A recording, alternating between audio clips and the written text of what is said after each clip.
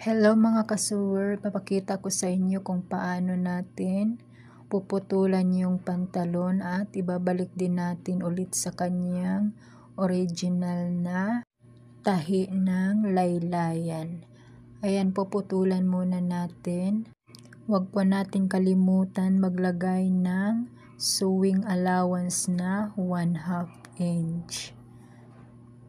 Dito din po sa ating hemline, ibabalik lang natin siya.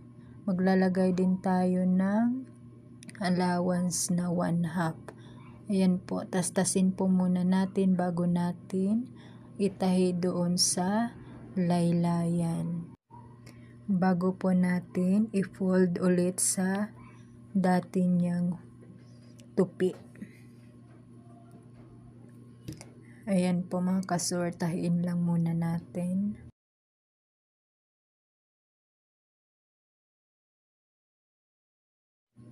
Ayan po, i-fold muna natin siya. Ibalik natin sa dati niyang tupi. At ayan na po, naibalik na natin yung dati niyang laylayan.